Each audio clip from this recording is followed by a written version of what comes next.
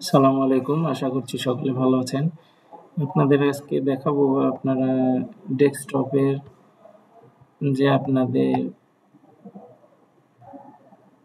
ড্রাইভগুলো আছে, ডেস্কটপে যে যেমন ড্রাইভগুলো আছে, ড্রাইভগুলো আপনি যেভাবে ইউজ করেন, আপনি গুগল ড্রাইভকেও আপনি সেভাবে ইউজ করতে পারবেন। হ্যাঁ? এখন আমি দেখাবো আপনারা ডেস্কটপে গুগল ড্রাইভটাকে কিভাবে ইউজ করবেন। এটার জন্য যা আপনাকে করতে হবে, প্রথমে আপনাকে গুগল ক্রোমে যেতে হবে। গুগল ক্রোমে গিয়ে গুগল ড্রাইভ ডাউনলোড ফর পিসি দিবেন।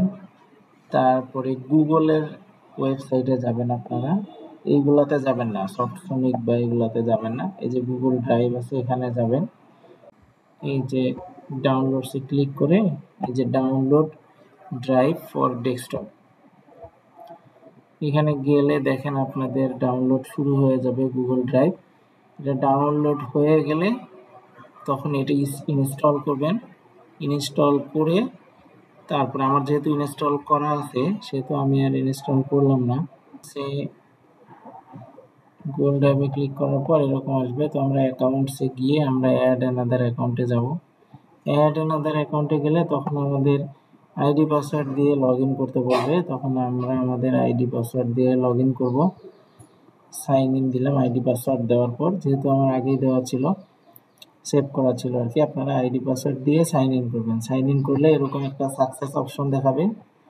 কিছুক্ষণ পর ড্রাইভটা আপনার এই যে এরকম লোড হয়ে যাবে। লোড হতে একটু সময় দিবেন। ইন্টারনেট কানেকশনের স্পিডের উপর লোডের ইয়েটা নির্ভর করবে। তো ওকে দিয়ে দিলে তখন আপনারা আপনাদের জাস্ট ড্রাইভ যেখানে আছে কম্পিউটারের ড্রাইভে চলে যাবেন। দিস পিসি এখানে দেখেন আমি এই যে dict@gmail.com এ লগ করলাম। এখানে তারপরে মাই ড্রাইভে যাবেন।